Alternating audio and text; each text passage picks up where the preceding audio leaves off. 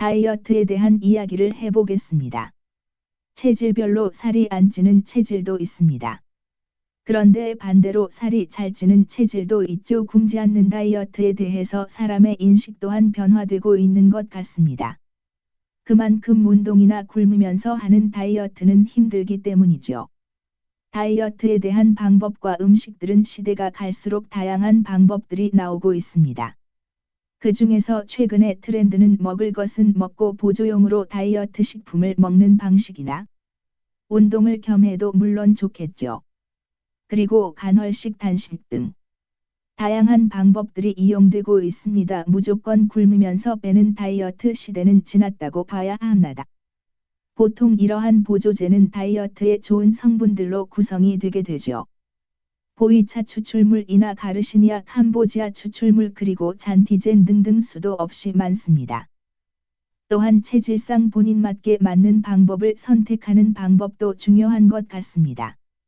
우선 다이어트에 대한 중요한 인체 신진대사의 과학적 원리들을 잠시 살펴보도록 하죠. 탄수화물이 지방으로 전환되지 않도록 하는 것이 중요합니다. 또한 몸속에 지방이 축적되는 것을 방지해야 하죠. 또한 힘들게 하는 다이어트는 그만큼 사람을 지치게 하기도 합니다. 먹으면서 살 빼는 굶지 않는 다이어트의 올컷 다이어트의 제품도 괜찮아 보여서 포스팅을 해보겠습니다. 다이어트에 대한 분석을 좀 해보겠습니다. 매해마다 다이어트에 도전하다 실패하시는 분들이 많죠. 또는 성공한다고 해도 이후 관리가 안 돼서 다시 살이 찌는 경우도 있습니다. 여러 가지 방법을 해보겠지만 본인에게 맞는 스타일이 있습니다.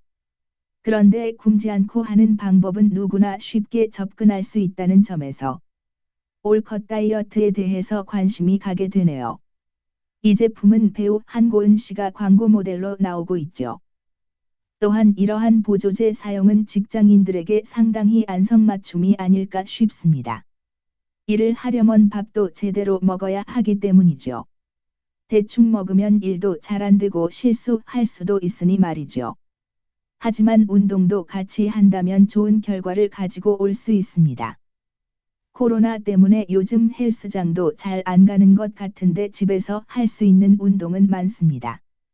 특히 자전거 타기 운동은 쉽게 집에서 효율적으로 칼로리를 소모할 수 있는 운동에 적합하죠.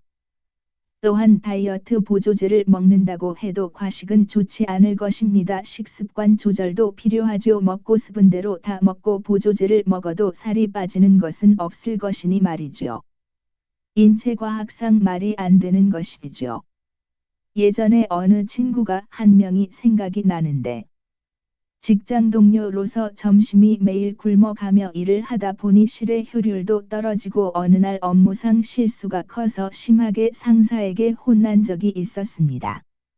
그러다 그 친구는 이건 아니다 싶어서 굶지 않는 다이어트 방법에 대해서 생각을 해보고 수월하게 다이어트를 하였다고 하네요. 또한 갑자기 살이 찌는 경우도 있습니다. 출산이나 갱년기 또는 야근과 회식을 자주 하는 시기나 기타 여러 가지 상황상 생기는 경우도 있으며 정신질환의 경우 야근 살이 찌는 부작용이 생기는 경우도 있습니다. 약 종류에 따라서 다르지만 말이죠. 실제 이러한 증상으로 살이 쪄서 고민하던 친구가 생각이 나네요. 또한 식탁에서 음식 조절 중 야채를 많이 먹는 것도 중요하다고 합니다. 포만감을 오래 지속하는 특성상 샐러드 등은 과식을 예방할 수 있죠. 식사 전에 물을 2컵 정도 마시는 것도 하나의 방법으로 BBC 연구팀에 의해서 과식 예방에 효과가 있다고 합니다. 또한 식사 시간도 20분 정도 여유 있게 먹는 것이 좋다고 합니다. 이 말의 해석은 인체의 뇌가 인지하는 포만감은 20분 정도 후에 신호를 받는다고 하네요. 따라서 초반에 빨리 먹다 보면 과식의 우려가 있는 것이죠. 올컷 다이어트의 제품의 장점은 아침과 저녁만 먹는다는 점에서 아껴 먹을 수 있는 장점도 있어 보입니다. 다이어트 방식도 시대를 따라가는 것 같은데 현재 다이어트 방식의 대세는 식사 조절과 운동도 중요하지만 굶지 않는 다이어트 방식으로 보조제 섭취를 통한 방법들을 많이 하고 있는 것 같습니다.